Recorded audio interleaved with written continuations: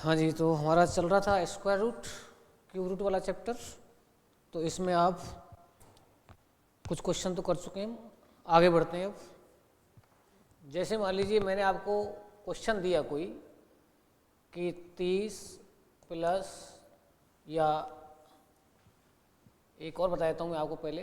जैसे मान लो 20-25 दे दिया मैंने आपको और इसका रूट लगा दिया। बताओ इसका वर्गमूल क्या आएगा। 25 का तो 5 लिखेंगे हम, और 25 बाद में कौन बचा, 20 बचा। 20 के कैसे खंड करने हमें, क्रमागत खंड, ऐसे खंड जिनका अंतर कितना हो, 1 हो। तो बताओ 20 खंड क्या हो सकते हैं, 4 पंजे 20, 4 पंजे 20 में मतलब अंतर कितना रहा, 1 ही आ रहा है ना। तो 4 और 5 में छोटा खंड कौन सा है, 4 है। तो इसका वर्गमूल पूरा पूरा निकल रहा है। इसका मतलब कितना निकल रहा है इसका वर्गमूल, 45। सपोज करो कि यहाँ पर और जोड़ दिया उसने, यहाँ पर 4 और जोड़ दिया यहाँ पर, फिर इसने और वर्गमूल लगा दिया, तो इसका तो 45 आ गया था, 4 और जोड़ दिया इसमें तो 49 हो गया। फिर वर्गमूल निकालो कितना हो गया, बताओ। 49 का वर्गमूल क्या होता है, 7 होता है। फिर इसमें और जोड़ दिया उसने, 18 जोड़ दिया यहाँ पर, तो बताओ 18 में 7 जोड़ेंगे कितना आएगा, 25 आएगा। और 25 वर्गमूल क्या होगा, 5 आ जाएगा। इसका मतलब अगर ये सवाल आता तो इसका उत्तर कितना आता, 5 आता। और चालू किधर से करते हैं हम, उधर से। चलो वो चलो और आ गया इसके अंदर, यहाँ मैंने दे दी 126 दे दिया आपको यहाँ पर ऐसे, और माइनस लगा दिया चिन्ह आपके पास। तो आप देख रहे थे भाई यहाँ तक का सोल्यूशन 5 आ गया। ये 5 किस में से घट रहा है, 126 में से घट रहा है। और 126 का जो 126 5 घटेगा तो क्या बचेगा बताओ, 121 बचेगा। और आंसर कितना आ जाएगा इसका, 11 आ जाएगा। तो मतलब ये कहने का कि ऐसे अकेली संख्या ना करके कई संख्याएं साथ में जुड़ करके या घट करके आ सकती हैं, तो उनमें क्या होगा, वर्गमूल निकलते आएंगे और आगे बढ़ते आएंगे अपन। कई बार डायरेक्ट भी हो सकता है, जैसे मान लो ये 126 है, यहाँ पर इसमें से माइनस हो रहा है, इसका मतलब इससे जस्ट छोटी कौन है पूर्ण वर्ग संख्या, 121 है, वर्गमूल क्या हुआ, 11 हुआ। कई बार गड़बड़ हो सकता है इसमें, लेकिन 99% ये सिस्टम बैठ जाता है इसमें। तो ये सवाल आप नोट करो कि यदि सवाल हमें ऐसा आता है तो इसको सॉल्व कैसे करना है हमें। सबसे पहले आपने यहाँ पर इसका 45 डाला, फिर यहाँ पर आपने 4 डाला, फिर 49 का वर्गमूल 7 आ गया, फिर 7 18 में जोड़ दिया, फिर 25 का वर्गमूल 5 आ गया, और 5 किस में से घट रहा है हमारा, 126 में से, और ये 121 आ गया, और आंसर बताओ कितना आ गया, 11 आ गया। कोई डाउट इसमें, आगे बढ़ जाएं। चलो आगे। अब सवाल आता है हमारे पास में 20 प्लस 20 प्लस 20 प्लस ऐसे आ गया, और इस पर देखो वर्गमूल लग रहा है ऐसे। अभी जो सवाल कर रहे थे उसमें आगे डॉट डॉट नहीं था, तो पीछे से घुस गए थे हम।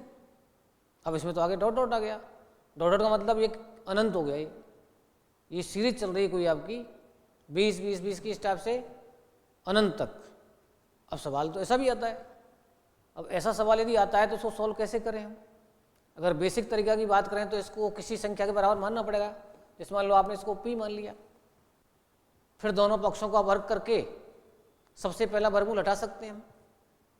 भाई ये वर्गमूल जो लग रहा है पूरे सवाल पे लग रहा है, तो अगर एक बार दोनों पक्षों का वर्ग करेंगे हम तो इधर तो हो जाएगा p², इधर ये वर्गमूल हट जाएगा और ये पूरा बच जाएगा फिर हमारे पास। फिर यहाँ पर हम जैसे मान लो हमने p² किया, ये 20 कर दिया, और ये 20 प्लस 20, और आगे इसको छोड़ दिया ऐसे। तो सबसे पहला काम ये हो जाएगा हमारे पास दोनों पक्षों का वर्ग करने पर। अब यदि ध्यान से देखें तो ये जो यहाँ से आगे पोर्शन है ना, ये तो p है भाई, आगे डॉट डॉट लग रहा है, अनंत है, तो अनंत में से एक आध निकल जाए तो क्या फर्क पड़ रहा है इसमें। तो आप इससे आगे के पोर्शन को क्या कह सकते हैं, p कह सकते हैं। इसका मतलब ये p² बराबर 20 प्लस p कह सकते हैं इसको। p तो है ये, मान लिया हमने p के बराबर। अब मैं इसको इधर ला सकता हूँ, p² माइनस p, और माइनस कितना बताओ, 20 बराबर कितना, 0 कर सकता हूँ। अब इसके खंड करने पड़ेंगे आपको, क्योंकि p² का मतलब द्विघात समीकरण हो गई ना। अब इस 20 के खंड ऐसे करो -20 के, यहाँ तो 1 है प्लस का, यहाँ माइनस का 20 है, इन दोनों को संख्या गुणा करते हैं अपन, फिर ऐसे गुणा करने पर ऐसे खंड करते हैं कि ये बन जाए हमारे पास में, गुणनफल वही आना चाहिए हमारे पास। तो जैसे माइनस का 20 आ रहा है तुम्हारे पास में, तो इस माइनस के 20 के ऐसे फैक्टर करो कि आपके पास में -p आ जाए। तो इसका मतलब माइनस के 5 और प्लस का 4 कर सकते हैं ना, गुणा करेंगे तो -20 ही आएगा, और 5p माइनस के 4p प्लस के तो -p बचेगा। इसका मतलब है कि p² -5p प्लस में 4p और माइनस में 20 बराबर क्या कर सकते हैं हम, 0 कर सकते हैं। अब इसमें से कॉमन ले सकते हैं हम, जब p कॉमन लिया तो p -5 बचेगा यहाँ पर, और इन दोनों में कॉमन क्या आ रहा है, प्लस का 4 आ रहा है, 4 का भाग दो इसमें तो p बचेगा, माइनस का बचेगा 5 बचेगा, दोनों कोष्टक सेम आ गए। इसका मतलब सही काम किया है हमने, ये पहचान है भाई, दोनों कोष्टक सेम आ रहे हैं तो सही खंड हो गए इसके। अब एक कोष्टक में तो क्या आ गया बताओ, p -5 आ गया, दूसरे कोष्टक में क्या आ गया, p + 4 आ गया, बराबर क्या चल रहा है, 0 चल रहा है।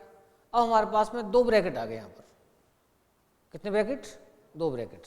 अब जब इसको हम 0 बराबर करेंगे, p -5 बराबर 0, तो p बराबर कितना आएगा बताओ, 5 आ जाएगा। जब इसको मैं 0 बराबर करूँगा, p + 4 बराबर 0, तो p बराबर क्या आएगा बताओ, -4 आ जाएगा। इसका मतलब है इसके 2 आंसर हो सकते थे, या तो 5 प्लस का या 4 किसका, माइनस का, लेकिन ऐसे सवालों में हमेशा प्लस का आंसर ही मिलता है हमको। तो इतना बड़ा सवाल तो थोड़ा सा टाइम ले गया, तो इसका हम डायरेक्ट मूंजवानी कैसे करें। मूंजवानी करने का सिंपल सिस्टम है एकदम, कि अगर आपके पास संख्या जो दिख रही है वो एक ही संख्या चल रही है, तो आप उस संख्या के क्रमागत खंड कर दो। क्रमागत खंड क्या हो रहे हैं बताओ, 4 और 5 हो रहे हैं। अगर क्रमागत खंड नहीं हो रहे तो आंसर फिर पूरा नहीं आएगा इसका। क्लियर हो रही बात। अगर खंड हो रहे हैं ऐसे जिनका डिफरेंस कितना हो, 1 हो, तो सवाल यदि प्लस का है तो बड़ा फैक्टर उत्तर हो जाएगा। बड़ा फैक्टर कौन सा है इसमें, 5 आंसर है ना इसका, 4 तो माइनस का आ रहा है, लेकिन हमेशा आंसर में क्या मिलता है, हमें प्लस का मिलता है। अगर ये सवाल माइनस का होता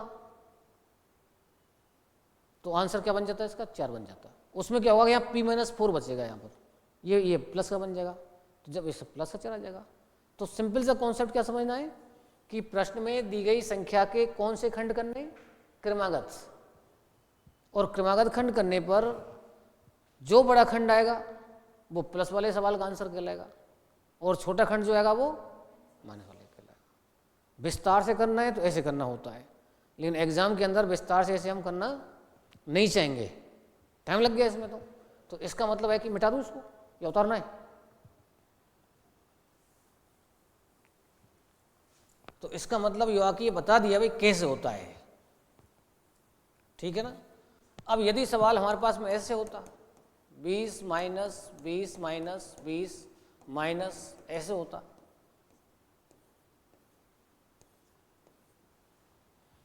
कोई डाउट, या इसको मैं क्यू मान लेता हूं, क्या मान लेता हूं, क्यू मान लेता हूं इसको। एक सवाल हो गया, एक सवाल ये हो गया।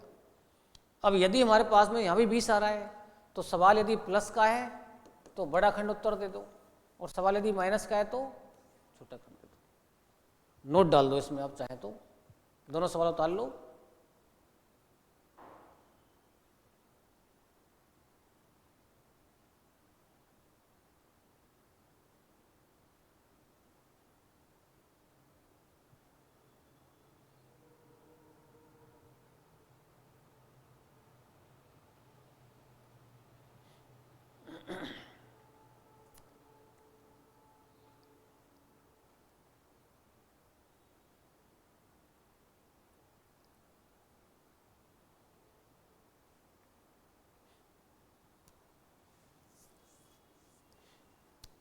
अगर संख्यात्मक सवाल आ रहा है तो डायरेक्ट कर सकते हैं हम,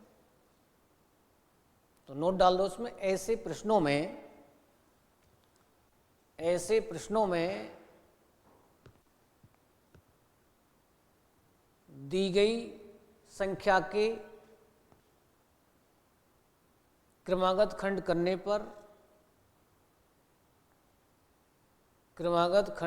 पर जो भी बड़ा खंड आएगा जो भी बड़ा खंड आएगा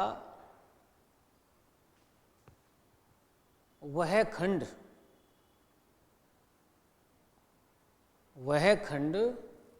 धनात्मक प्रश्न का उत्तर होगा। धनात्मक प्रश्न का उत्तर होगा। एवं जो भी छोटा खंड आएगा, जो भी छोटा खंड आएगा वह ऋणात्मक प्रश्न का उत्तर होगा। वह ऋणात्मक प्रश्न का उत्तर होगा।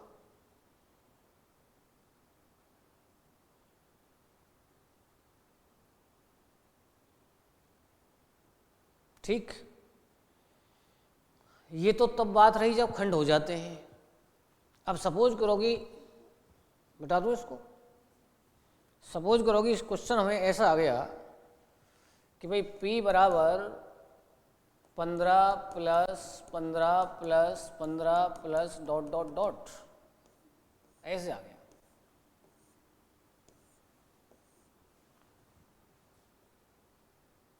कोई डाउट? q बराबर आ गया हमारे पास में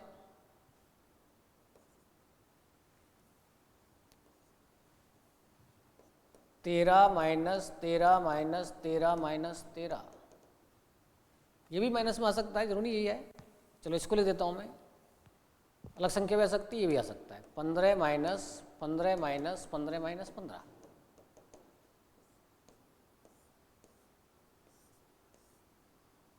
ये भी डॉट डॉट हो गया।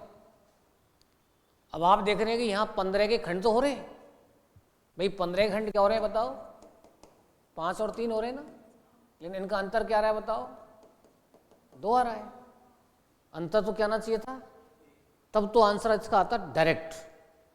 अब इसका मतलब इसका उत्तर सीधा हम नहीं बता सकते, एग्जैक्टली आंसर इसका नहीं बता सकते हम। तो ऐसे सवाल में एक सिंपल सी बात और याद कर लो कि ये बताओ मुझे 15 के नज़दीक, निकटतम मतलब आगे हो चाहे पीछे हो, पूर्ण वर्ग संख्या कौन है जिसका वर्गमूल तुम जानते हो? 16 है। भाई पहले तो 9 थी, तो 9 तो दूर हो गई, 16 नज़दीक हो गया। इसका मतलब है कि 16 हमारे पास में आ गया, और 16 का वर्गमूल बताओ क्या होता है? 4 होता है। इसका मतलब इसका उत्तर 4 से बड़ा आएगा। 15 प्लस चल रहा है ना इसमें, तो 4 से क्या आएगा इसका? बड़ा, लेकिन 5 से छोटा होगा वो। यहाँ पर आ जाओ, अब ये 15 माइनस हो गया, तो ये 4 से बड़ा नहीं आएगा, फिर ये 4 से क्या आएगा? छोटा आएगा। लेकिन 4 से अगर छोटा होगा तो बड़ा किससे होगा? वो 3 से हो जाएगा। अंतराल तो वही है। अगर 5 से बड़ा आ रहा है तो 6 से छोटा हो जाएगा, 7 से बड़ा आ रहा है तो 8 से छोटा हो जाएगा, 15 से बड़ा आ रहा है तो 16 से छोटा हो जाएगा। इसी प्रकार से मैं देख रहा हूँ ये 4 आया और सवाल प्लस का है, तो इसका मतलब इसका उत्तर 4 से बड़ा आएगा।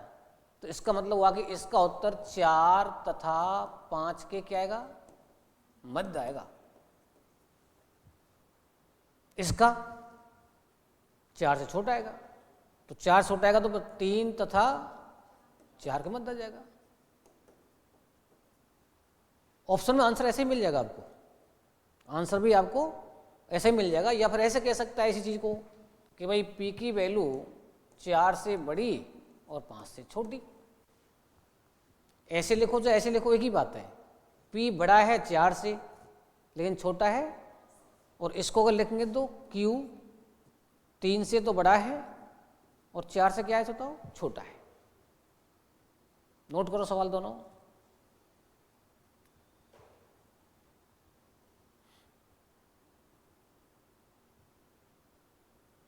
पहले इसको नोट कर लो, फिर इस साथ में नोट डलवा दूंगा मैं।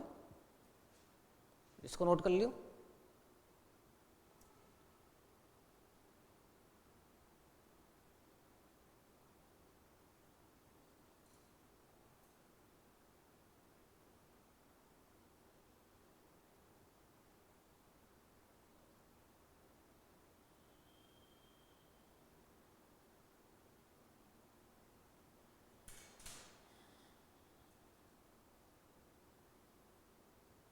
तो चलिए लिखो, ऐसे प्रश्नों में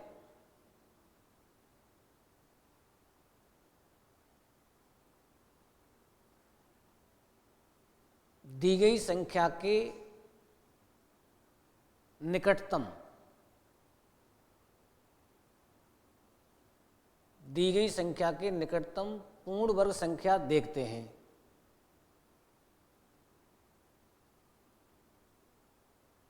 जैसे इस प्रश्न में 15 के निकटतम पूर्ण वर्ग संख्या 16 है। 15 के निकटतम पूर्ण वर्ग संख्या क्या है? 16 है, जिसका वर्गमूल 4 होता है। जिसका वर्गमूल क्या होता है? 4। लेकिन दिया गया प्रश्न धनात्मक है। लेकिन दिया गया प्रश्न धनात्मक है, इसलिए इस प्रश्न का उत्तर 4 से बड़ा लेकिन 5 से छोटा होगा।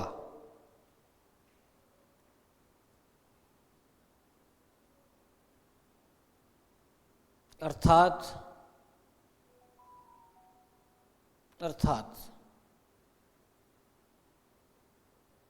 4 और 5 के मध्य होगा। 4 और 5 क्या होगा? मध्य। या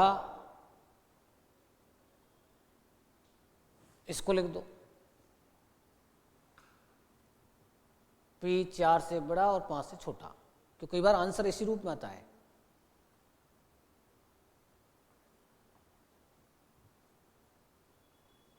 अब नोट करो नेक्स्ट क्वेश्चन, क्यू वाला।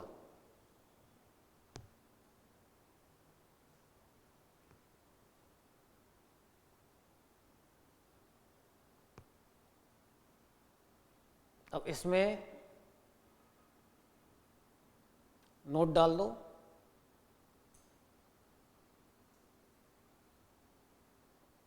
यह प्रश्न ऋणात्मक है।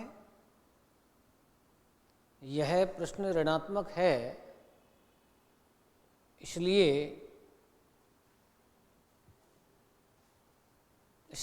इस प्रश्न का उत्तर, इसलिए इस प्रश्न का उत्तर 4 से छोटा, 4 से क्या होगा? छोटा, लेकिन 3 से बड़ा होगा। 3 से क्या होगा? बड़ा होगा। अर्थात 3 तथा 4 के मध्य होगा। 3 तथा 4 के मध्य होगा। या इसको नोट कर दो,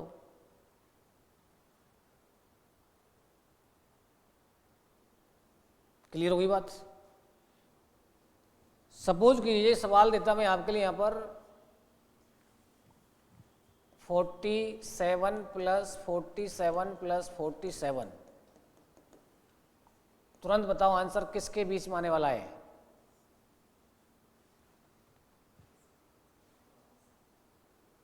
सैंतालीस के नज़दीक कौन? 49 का वर्गमूल क्या? 7 से बड़ा या 7 से छोटा? बड़ा क्यों?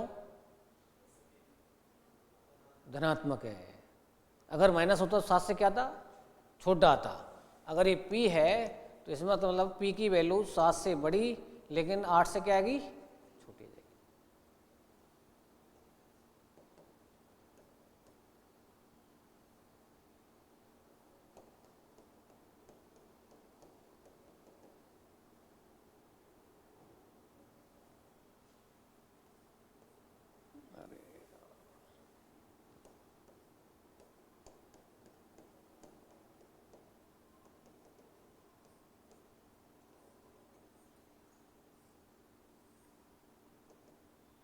सवाल ये है, बताओ इसका आंसर। 117 के नज़दीक कौन? 121 के वर्गमूल क्या? 11 से बड़ा या 11 से छोटा? छोटा। और 11 से अगर छोटा होगा तो किससे बड़ा होगा वो? 10 से। आंसर तो हो गया मूल्यवानी सवाल। खंड हो रहे हैं फिर तो पूरा पूरा आंसर आ ही जाएगा क्रमागत खंड वाले में। ठीक, अब सपोज रो ये संख्या भी नहीं आई सवाल ही ऐसे आ जाए तुम्हारे पास, x plus x plus x plus ऐसे आ गया, ये p आ गया और q आ गया x माइनस एक्स ऐसे आ गया। अब क्या करोगे आप? अभी तो खंड करके आंसर ले लिया हमने, अगर x ही आ गया तो इसका उत्तर होता है 4x प्लस 1 बाई 2 और इसका उत्तर होता है -1 बाई 2। ये सबके लिए काम करेगा, ये खंड हो चाहे मत हो।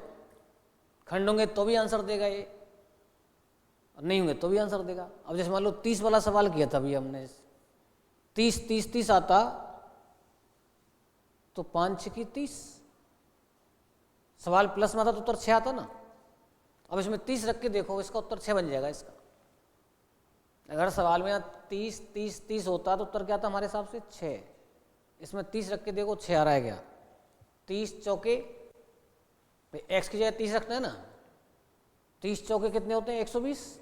एक जोड़ो उसमें, 121 का वर्गमूल लो 11 में एक जोड़ो, 12 में 2 का भाग दो, 6 आ गया ना।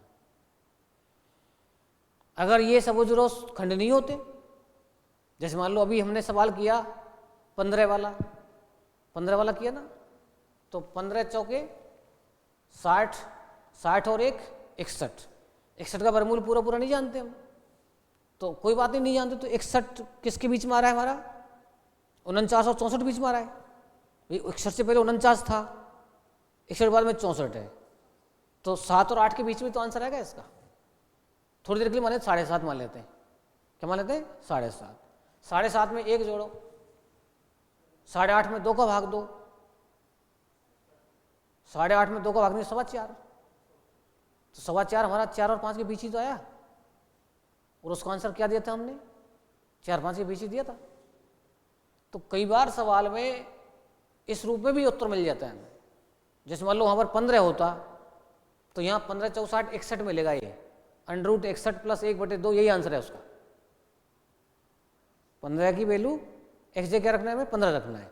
तो मतलब ये कहने का मेरा, ये सबका इलाज है, एंटीबायोटिक फॉर्मूला है, चाहे खंड हो और चाहे खंड मत हो। और इसके अलावा और सवाल जब बढ़ाता है तो ये 2 सवाल देता है इससे, फिर कहता है साहब P माइनस Q बताओ। अभी आपने 15 वाला सवाल किया था, प्लस वाले सवाल का आंसर क्या आया था?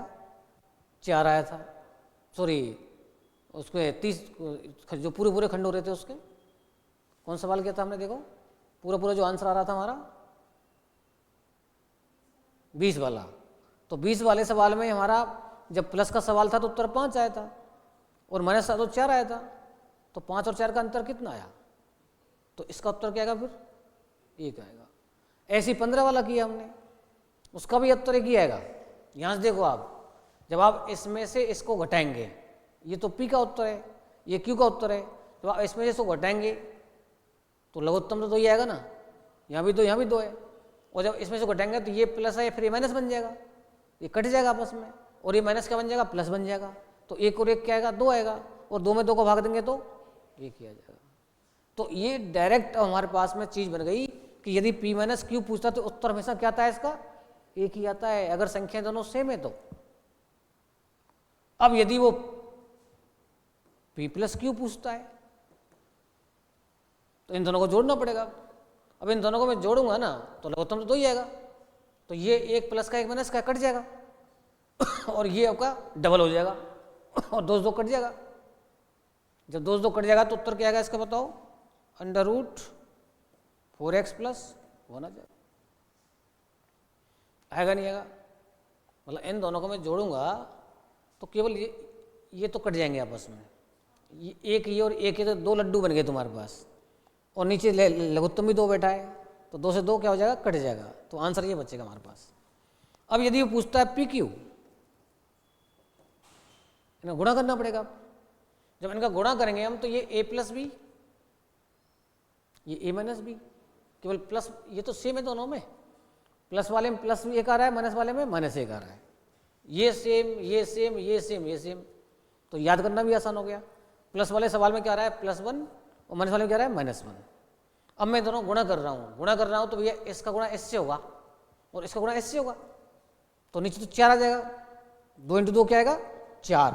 अब जब इसका गुणा इससे करूंगा तो A + B और A - B, तो A² - B², और जब इसका स्क्वायर करूंगा तो रूट खत्म। जब रूट खत्म तो इसका मतलब 4x + 1 और 1 का स्क्वायर क्या आएगा, -1 बन जाएगा। -B² मतलब -1 का स्क्वायर, और नीचे क्या है तुम्हारे पास में, 4 है, 2 दूनी 4, ये 1 से 1 कट गया, और 4x बटे क्या बच गया, 4 बच गया, 4 से 4 भी कट गया, और आंसर केवल क्या रह गया, x। इसका मतलब ये हुआ कि अगर सवाल में यहाँ पर 15 + 15 + 15 + आ गया, दूसरे में 15 - 15 - 15 - आ गया, तो और PQ पूछ लिया उसने, तो उत्तर x ही है उसका, x मतलब 15 आंसर है उसका। और P + Q पूछ लिया तो 15 × 4 = 60 और 61 आंसर रूट में, और डिफरेंस पूछ लिया तो हमेशा एक ही आंसर है। तो ज़्यादातर डिफरेंस पूछता है इसमें, लेकिन यही पूछ सकता है हमसे। नोट करो, ये बहुत इंपॉर्टेंट फॉर्मूला बन गया हमारा, सबका इलाज हो गया इसमें।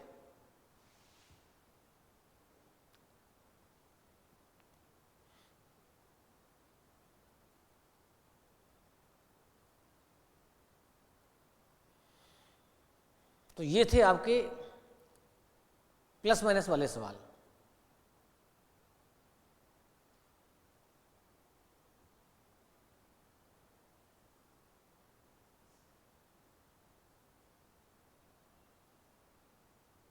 ठीक है ना।